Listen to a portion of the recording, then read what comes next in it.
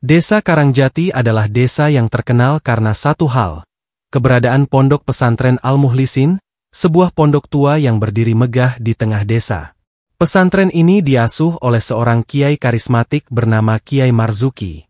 Ia dikenal luas sebagai ulama yang alim dan disegani, bahkan sering diundang berceramah ke kota-kota besar. Penduduk menyebutnya sebagai wali kecil. Tak ada yang berani menentangnya. Tak ada yang mencurigainya. Namun di balik ketenarannya, tersimpan kegelapan yang tak banyak diketahui orang. Salah satu penghuni pondok itu adalah seorang anak yatim bernama Raffi, usia 12 tahun.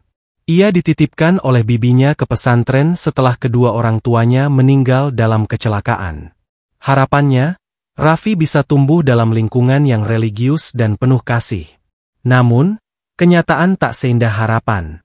Hari itu, matahari baru saja tenggelam di ufuk barat. Suara adzan maghrib menggema dari masjid pesantren. Para santri berbondong-bondong menuju masjid, namun Raffi tampak tertinggal. Tubuh kurusnya menggigil karena pakaian lusuh yang basah terkena air wudhu. Raffi, suara berat dan tajam menggema dari balik tiang masjid. Raffi menunduk ketakutan. Sosok besar bersorban putih dan berkacamata tebal berdiri tegak di depannya. Kiai Marzuki, kau terlambat lagi? Tanya Kiai dengan nada tinggi. Saya ke kamar mandi, Kiai. Saya. Plak. Tamparan keras mendarat di pipi Raffi. Anak itu terhuyung, namun tak berani menangis. Ia menahan air mata yang nyaris tumpah. Anak setan. Sudah kuingatkan, siapa terlambat sholat, maka dosanya berlipat.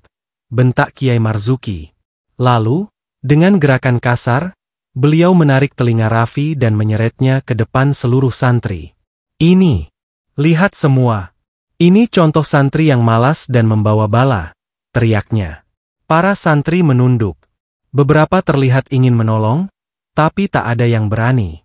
Mereka tahu, membantah Kiai adalah dosa besar. Setidaknya itulah yang selalu diajarkan. Di malam hari, saat santri lain tidur di dalam asrama beralaskan tikar tipis, Raffi tidur di lantai dapur. Sendirian. Tidak ada kasur, tidak ada selimut. Kadang dia hanya memeluk lengan sendiri agar hangat. Bibi Raffi, yang tinggal di desa sebelah, tak tahu apa yang menimpa keponakannya. Setiap kali menjenguk, Kiai Marzuki hanya mengatakan bahwa Raffi adalah anak yang keras kepala dan banyak masalah. Dan karena sosok Kiai yang disegani, siapa yang berani membantah? Anaknya memang agak bandel, Bu. Tapi biar saya bina. Di sini, kita keras demi kebaikan, ujar Marzuki suatu hari kepada bibi Raffi yang menangis karena rindu. Padahal kenyataannya, Raffi dipaksa mencuci pakaian Kiai dan keluarganya setiap malam. Ia juga harus membersihkan kamar pribadi Kiai, bahkan mengangkat ember air dari sumur dalam keadaan sakit sekalipun. Dan yang paling menyakitkan adalah ketika Kiai menyebutnya sampah dan beban pesantren. Beberapa bulan berlalu. Luka di tubuh Raffi makin sering terlihat. Punggungnya lebam, tangannya melepuh karena kena air panas. Santri-santri lain mulai sadar, namun masih tetap bungkam. Hingga suatu hari, seorang ustadz muda bernama Ustadz Hadi yang baru mengajar di pesantren itu memergoki sesuatu yang mengejutkan. Ia melihat Kiai Marzuki menyuruh Raffi masuk ke ruangannya. Lalu terdengar suara tamparan dan bentakan keras. Raffi keluar sambil memegangi pipi yang memar. Ustadz Hadi yang sebelumnya menaruh curiga, akhirnya yakin, ada yang salah di balik jubah Kiai besar itu. Malam harinya, diam-diam, Ustadz Hadi menghampiri Raffi di dapur. Raffi, bisiknya, kamu baik-baik saja. Raffi menoleh dengan mata merah. Ia ragu menjawab. Kalau kamu disiksa, jangan takut. Ceritakan ke saya. Saya akan bantu. Raffi menggeleng cepat, ketakutan. Enggak, nanti saya dikurung. Saya harus diam. Ustadz Hadi menatap anak itu dengan iba.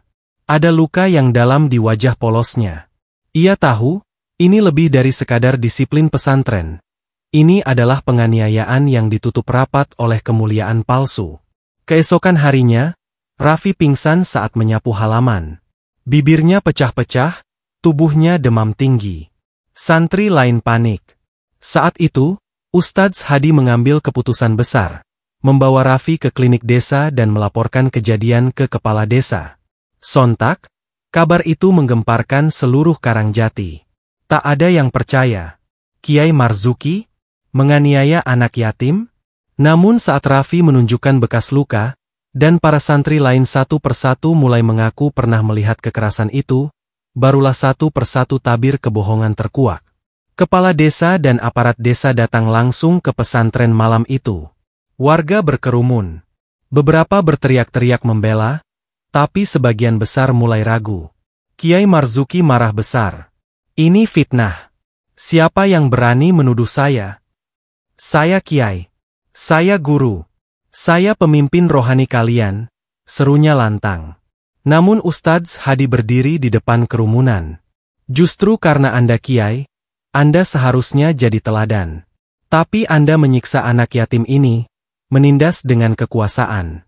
Bukankah Rasul Shallallahu Alaihi Wasallam bersabda, orang yang menyakiti anak yatim, neraka tempatnya. Warga mulai terdiam. Tak lagi tepuk tangan. Tak lagi menyanjung. Sosok yang dulu diagungkan kini tampak kecil dalam kemarahan dan kesombongannya. Bab ini berakhir di ambang badai. Azab belum datang, namun langit telah mendung. Dan ketika langit murka, bahkan jubah kehormatan tak mampu menutupi dosa. Malam itu, angin berhembus kencang. Pohon-pohon di sekitar pesantren Al-Muhlisin meliuk-liuk seolah mengeluh pada langit. Setelah berita penganiayaan Raffi menyebar, suasana di desa Karangjati berubah drastis.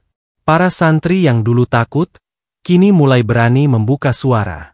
Mereka mengaku sering melihat Kiai Marzuki memukul, mencaci, bahkan menghukum anak-anak yatim yang dianggap lamban atau tidak patuh. Namun, walaupun bukti dan saksi bermunculan, tak satu pun aparat desa berani menahan Kiai Marzuki. Mohon maaf, Ustadz Hadi. Kami butuh bukti lebih kuat. Apalagi ini menyangkut ulama besar, kata Pak Lurah dengan nada tak enak. Ustadz Hadi menghela napas panjang. Luka di tubuh Raffi tak cukup? Kesaksian santri tak cukup? Pak Lurah hanya menunduk, menyiratkan ketakutan. Siapa yang tak gentar pada kekuasaan seorang kiai yang punya jaringan luas, bahkan hingga pejabat kabupaten? Kiai Marzuki pun kembali ke pesantren. Namun, kini wajahnya tak secerah biasanya. Di balik jubah putih bersihnya, tampak amarah membara. Ia mengumpulkan seluruh santri dan mengeluarkan pengumuman. Mulai hari ini, siapa yang berani menyebarkan fitnah tentang saya, akan saya usir dari pondok ini. Bahkan saya doakan hidupnya susah sampai mati. Suasana sunyi. Tak ada yang bersuara. Di pojokan, Raffi hanya bisa menunduk. Meski kini dipindahkan ke rumah Ustadz Hadi, hatinya masih gemetar setiap mendengar suara sang kiai. Namun, azab tak pernah tidur. Seminggu setelah peristiwa itu, satu persatu keanehan mulai terjadi di pesantren. Pada malam pertama, suara tangisan terdengar dari kamar kiai. Istri dan anak-anaknya mengaku mendengar suara anak kecil menangis di dalam lemari. Tapi saat diperiksa, tak ada siapa-siapa. Malam berikutnya, air sumur pesantren berubah warna menjadi merah pekat seperti darah. Para santri panik, tapi kiai berkata itu hanya lumpur biasa. Tapi malam ketiga, kejadian paling mengerikan terjadi. Kamar pribadi Kiai Marzuki terbakar. Tak ada petir, tak ada api kompor. Tapi dari dalam kamar, tiba-tiba muncul nyala api membesar yang membakar habis kitab-kitab dan perabotan. Anehnya, api hanya membakar bagian kamar Kiai, tidak menjalar ke ruangan lain. Warga berlarian membantu memadamkan api. Kiai Marzuki berhasil diselamatkan, tapi tubuhnya melepuh. Wajahnya luka bakar parah, dan ia tak bisa lagi bicara. Suaranya serak, nyaris tak terdengar. Jubah putihnya gosong terbakar, dan sekujur tubuhnya kini dibalut perban. Saat ditanya oleh seorang santri, Kiai Marzuki hanya bisa menulis dengan tangan gemetar. Aku melihat anak kecil berbaju putih, berdiri di pojok, matanya hitam, Dia terbakar tapi tersenyum. Semua yang membaca tulisan itu merinding. Ustadz Hadi tahu, itu bukan sekadar halusinasi. Itu azab. Balasan dari air mata anak yatim yang tersiksa. Beberapa hari setelah kejadian itu, para donatur dan tokoh agama dari luar desa mulai mencabut dukungan pada pesantren. Bantuan makanan dihentikan. Beberapa orang tua santri menarik anak-anak mereka. Pesantren yang dulu penuh tawa dan lantunan ayat, kini sepi. Hanya ada suara jangkrik dan desir angin. Dindingnya lembab, lantainya mulai ditumbuhi lumut. Dan Kiai Marzuki? Ia terbaring lemah di kamar belakang, tak bisa bicara, tak bisa berjalan. Yang tersisa hanya mata yang terus melirik ketakutan, seolah melihat sesuatu yang tak terlihat orang lain. Suatu malam, Raffi datang. Ia membawa sepiring nasi dan air mineral. "Ini, Pak Kiai, saya bawakan makan," katanya pelan. Kiai Marzuki menoleh, dan mendadak tubuhnya bergetar. Air mata mengalir di wajahnya yang luka. Ia mencoba bicara, tapi hanya desisan lirih yang keluar. Raffi tersenyum, tapi tak ada dendam di matanya. "Saya sudah maafkan, Pak Kiai. Tapi dosa ke Allah, saya nggak bisa maafkan." Kiai menangis. Tangis dalam bisu. Tangis yang tak bisa dijelaskan selain sebagai bentuk penyesalan paling dalam. Tapi nasi itu tak dimakan. Kiai hanya terus menangis dan menatap kosong ke jendela. Beberapa hari setelah pertemuan itu, Kiai Marzuki meninggal dunia. Namun, keanehan masih belum berhenti. Saat jenazahnya dimandikan, kulit tubuhnya terus mengelupas seperti terbakar. Ketika hendak dikafani, kain kafan tiba-tiba tersobek sendiri di bagian dada. Dan saat liang lahat digali, bau busuk menyengat keluar dari tanah, meski tak ada bangkai apapun. Warga yang menyaksikan pemakaman itu menutup hidung. Sebagian muntah, sebagian lagi menangis karena takut. Kematian sang kiai bukan akhir yang tenang, melainkan awal dari ketakutan yang membekas dalam ingatan banyak orang. Pesan di balik kisah. Rasulullah bersabda, "Aku dan orang yang menanggung anak yatim, kedudukannya, di surga seperti ini." Lalu beliau mengisyaratkan dengan jari telunjuk dan jari tengahnya. Hr. Bukhari. Menyakiti anak yatim bukan hanya kezaliman, tapi juga menantang murka Allah langsung. Di dunia mungkin bisa disembunyikan, tapi di akhirat, tak ada jubah yang bisa menutupi dosa. Malam itu, angin berhembus kencang. Pohon-pohon di sekitar pesantren Al-Muhlisin meliuk-liuk seolah mengeluh pada langit. Setelah berita penganiayaan Raffi menyebar, suasana di desa Karangjati berubah drastis. Para santri yang dulu takut, kini mulai berani membuka suara. Mereka mengaku sering melihat Kiai Marzuki memukul, mencaci, bahkan menghukum anak-anak yatim yang dianggap lamban atau tidak patuh. Namun, walaupun bukti dan saksi bermunculan, tak satupun aparat desa berani menahan Kiai Marzuki. "Mohon maaf, Ustadz Hadi. Kami butuh bukti lebih kuat. Apalagi ini menyangkut ulama besar," kata Pak Lurah dengan nada tak enak. Ustadz Hadi menghela napas panjang. Luka di tubuh Raffi tak cukup? Kesaksian santri tak cukup? Pak Lurah hanya menunduk, menyiratkan ketakutan. Siapa yang tak gentar pada kekuasaan seorang kiai yang punya jaringan luas, bahkan hingga pejabat kabupaten? Kiai Marzuki pun kembali ke pesantren. Namun, kini wajahnya tak secerah biasanya. Di balik jubah putih bersihnya, tampak amarah membara. Ia mengumpulkan seluruh santri dan mengeluarkan pengumuman. "Mulai hari ini, siapa yang berani menyebarkan fitnah tentang saya, akan saya usir dari pondok ini. Bahkan saya doakan hidupnya susah sampai mati." Suasana sunyi. Tak ada yang bersuara. Di pojokan, Raffi hanya bisa menunduk. Meski kini dipindahkan ke rumah Ustadz Hadi, hatinya masih gemetar setiap mendengar suara sang kiai. Namun, azab tak pernah tidur. Seminggu setelah peristiwa itu, satu persatu keanehan mulai terjadi di pesantren. Pada malam pertama, suara tangisan terdengar dari kamar kiai. Istri dan anak-anaknya mengaku mendengar suara anak kecil menangis di dalam lemari. Tapi saat diperiksa, tak ada siapa-siapa. Malam berikutnya, air sumur pesantren berubah warna menjadi merah pekat seperti darah. Para santri panik, tapi Kiai berkata itu hanya lumpur biasa. Tapi malam ketiga, kejadian paling mengerikan terjadi. Kamar pribadi Kiai Marzuki terbakar. Tak ada petir, tak ada api kompor. Tapi dari dalam kamar, tiba-tiba muncul nyala api membesar yang membakar habis kitab-kitab dan perabotan. Anehnya, api hanya membakar bagian kamar Kiai, tidak menjalar ke ruangan lain. Warga berlarian membantu memadamkan api. Kiai Marzuki berhasil diselamatkan, tapi tubuhnya melepuh. Wajahnya luka bakar parah, dan ia tak bisa lagi bicara. Suaranya serak, nyaris tak terdengar. Jubah putihnya gosong terbakar, dan sekujur tubuhnya kini dibalut perban. Saat ditanya oleh seorang santri, Kiai Marzuki hanya bisa menulis dengan tangan gemetar. Aku melihat anak kecil berbaju putih, berdiri di pojok, matanya hitam, dia terbakar tapi tersenyum.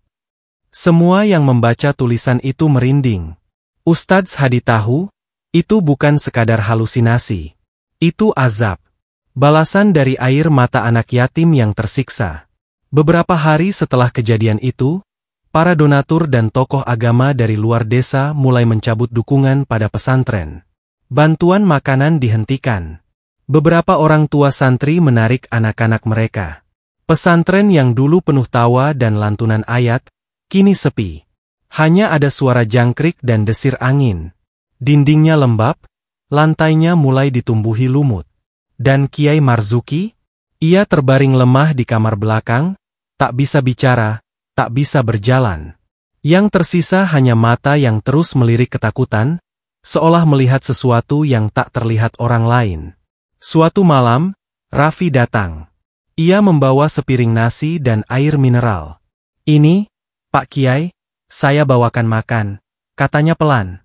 Kiai Marzuki menoleh, dan mendadak tubuhnya bergetar. Air mata mengalir di wajahnya yang luka. Ia mencoba bicara, tapi hanya desisan lirih yang keluar. Raffi tersenyum, tapi tak ada dendam di matanya. Saya sudah maafkan, Pak Kiai, tapi dosa ke Allah, saya nggak bisa maafkan. Kiai menangis. Tangis dalam bisu. Tangis yang tak bisa dijelaskan selain sebagai bentuk penyesalan paling dalam. Tapi nasi itu tak dimakan. Kiai hanya terus menangis dan menatap kosong ke jendela. Beberapa hari setelah pertemuan itu, Kiai Marzuki meninggal dunia. Namun, keanehan masih belum berhenti.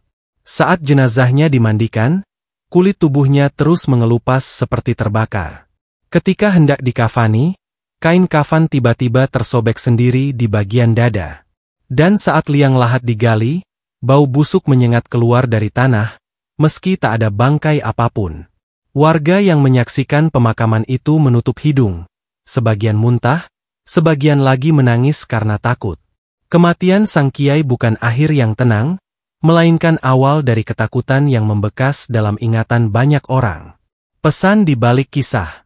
Rasulullah bersabda, "Aku dan orang yang menanggung anak yatim, kedudukannya, di surga seperti ini." Lalu beliau mengisyaratkan dengan jari telunjuk dan jari tengahnya. Hr. Bukhari. Menyakiti anak yatim bukan hanya kezaliman, tapi juga menantang murka Allah langsung. Di dunia mungkin bisa disembunyikan, tapi di akhirat, tak ada jubah yang bisa menutupi dosa.